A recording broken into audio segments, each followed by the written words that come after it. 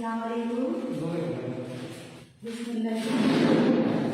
শিক্ষার্থীরা, আমাদের গত ক্লাসে আমি কোষ প্রাচীরের গঠন সম্পর্কে আলোচনা করেছিলাম। আজকে আরেকটা হচ্ছে একটি আদর্শ উদ্ভিদ কোষের আদর্শ উদ্ভিদ কোষের আরেকটা অঙ্গাণু হচ্ছে মাইটোকন্ড্রিয়া সম্পর্কে আলোচনা করব। তার আগে মাইটোকন্ড্রিয়া আলোচনা করতে হলে মাইটোকন্ড্রিয়া কি সেটা আমরা আজকে জানব। কোষের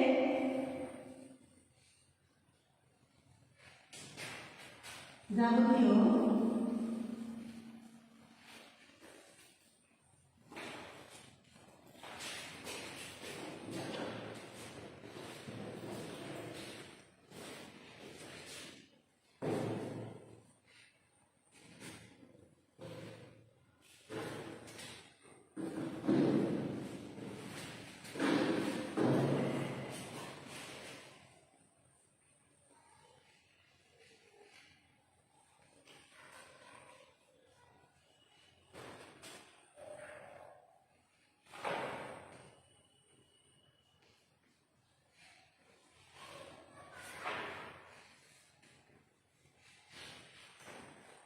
কোষের যাবতীয় যৌগিক কার্যাবলী সম্পাদনে প্রয়োজনীয়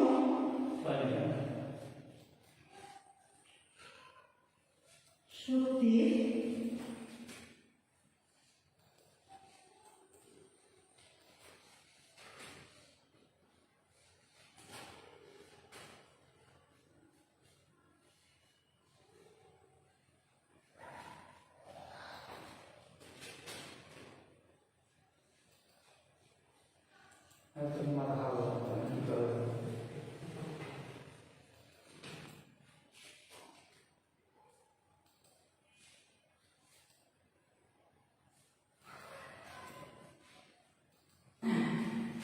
প্রিয় শিক্ষার্থীরা, দেখো কোষের যাবতীয় যৌগিক কার্যাবলী সম্পাদনে প্রয়োজনীয় শক্তির একমাত্র উৎস হল এই মাইটোকন্ড্রিয়া। এই মাইটোকন্ড্রিয়াকে আবার কোষে পাওয়া হওয়া শক্তি উৎপাদনের কারখানা বলা হয়। তোমরা এটা খাতায় তুলে নিবে। প্রথমে হচ্ছে 1880 খ্রিস্টাব্দে কলিকার পতঙ্গের পেশিকোষে হচ্ছে এই মাইটোকন্ড্রিয়া আবিষ্কার করেন। পরবর্তীতে কার্ল বেন্ডার 1898 খ্রিস্টাব্দে এর হচ্ছে নাম দেন মাইটোকন্ড্রিয়া। মাইটোকন্ড্রিয়া বিভিন্ন আকৃতি হতে পারে, খণ্ডাকৃতি, তারকাকৃতি, সূত্রাকার, বিভিন্ন আকৃতি হতে পারে। তারপরে এই মাইটোকন্ড্রিয়ার আয়তন হচ্ছে তোমার প্রত্যেকটি মাইটোকন্ড্রিয়ার হচ্ছে দৈর্ঘ্য 0.3 থেকে 40.0 মাইক্রন পর্যন্ত হতে পারে। আপনাদের ব্যাস 0.2 মাইক্রন থেকে 2.0 মাইক্রন পর্যন্ত হতে পারে। এখন আমরা চলে আসছি মাইটোকন্ড্রিয়ার ভৌত গঠন। একটি মাইটোকন্ড্রিয়ার ভৌত গঠনের মধ্যে কি কি থাকে?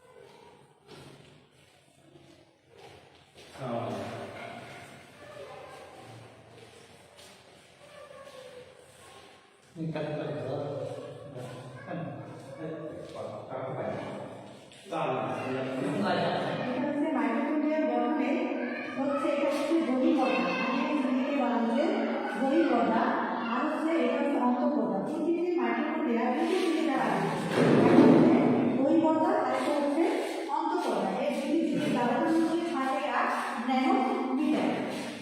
তারপরে আমরা আসছি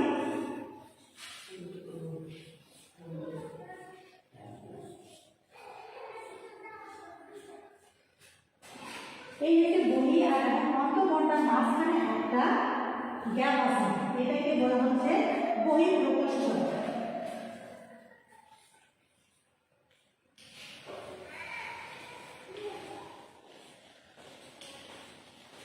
এটাকে বলা হচ্ছে বহিঃপ্রকোষ্ঠ।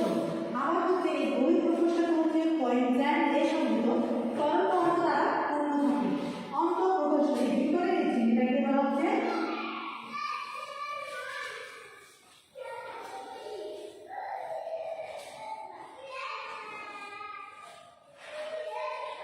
অন্তঃপ্রকোষ্ঠ।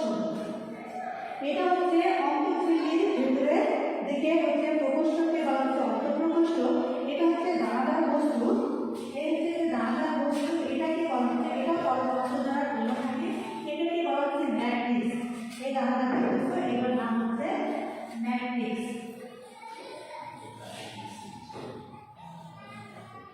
ম্যাট্রিক্স। তারপরে এখানে দেখো, এখানে দেখা যাচ্ছে গায়ে জায়গা জায়গা একটা দানাদার বস্তু আছে, এটা হচ্ছে ক্রিস্টি। জায়গা জায়গা ভাড়া আছে দেখো মাঝখানে। অন্তঃঝিল্লির ভিতরের দিকে নির্দিষ্ট স্থানে হচ্ছে ব্যবধানে একটা ভাঁজ হয়ে থাকে, এই ভাঁজটাকে বলা হচ্ছে ক্রিস্টি। এই ভাঁজটাকে বলা হচ্ছে ক্রিস্টি। তারপর হচ্ছে এটিপি সিনথেসিস। এই যে গায়ে এরকম গোল দেওয়া আছে,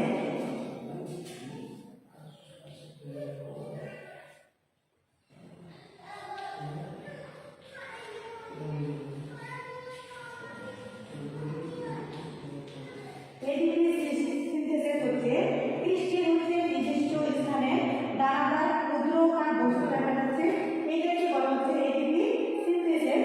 সমস্ত হচ্ছে ক্রিস্টি জুড়ে অনেক হচ্ছে ইলেকট্রন ট্রান্সফার সিস্টেম অবস্থিত।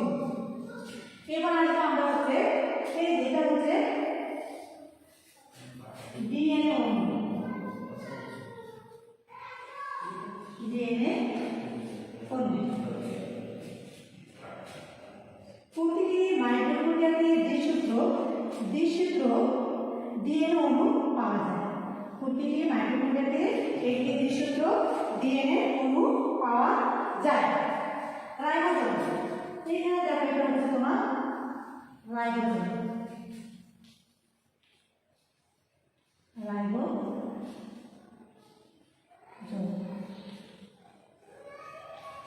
মাইটোকন্ড্রিয়া এনজাইম সংশ্লেষণের 70 গ্রেড বা রাইবোজোম পাওয়া যায়। মাইটোকন্ড্রিয়ার হচ্ছে এনজাইম সংশ্লেষণের জন্য 70 গ্রেড বা রাইবোজোম পাওয়া যায়। এটা হচ্ছে গেল মাইটোকন্ড্রিয়ার ভৌত গঠন। রাসায়নিক গঠন, মাইটোকন্ড্রিয়া হচ্ছে রাসায়নিক গঠনের মধ্যে মাইটোকন্ড্রিয়ার পর্দা হচ্ছে লিপিড এবং প্রোটিন জাতীয়।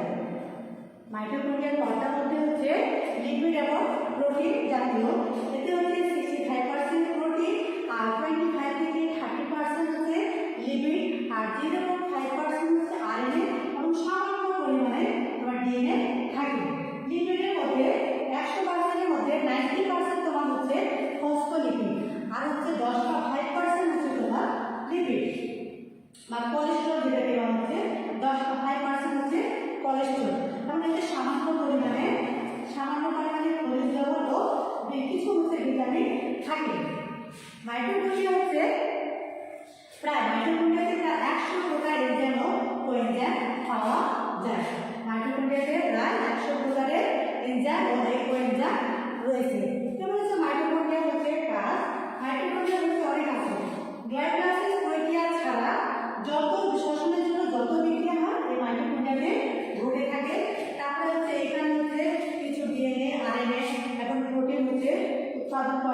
তারপরে লিপিড সংশ্লেষণের সকল এনজাইম এখানে থাকে।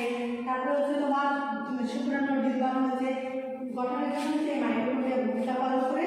সেটাও বিভাগে হচ্ছে এই মাইটোকন্ড্রিয়া গুরুত্বপূর্ণ